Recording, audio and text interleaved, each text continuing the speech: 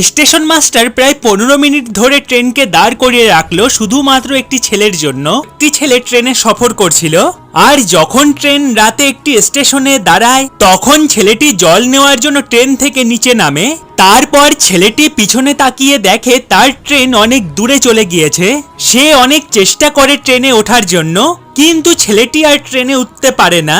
ছেলেটি অনেক ভেঙে পড়ে আর কাঁদতে থাকে, কারণ ট্রেনে তার সব জিনিসপত্র ছিল। তখন ছেলেটি কাঁদতে কাঁদতে পুরো ঘটনাটি স্টেশন মাস্টারকে জানায়। তারপর স্টেশন মাস্টার পরের স্টেশন মাস্টারকে কল করে আর ছেলেটিকে বলে যে ঠিক 15 মিনিট পর একটি ট্রেন আসবে, তুমি সেই ট্রেনে উঠে পরের স্টেশনে চলে যাও, সেখানে তুমি তোমার ট্রেন পেয়ে যাবে। ছেলেটি ঠিক তাই করে, আর সে যখন পরের স্টেশনে পৌঁছায় সেখানে দেখে তার ট্রেন দাঁড়িয়ে আছে।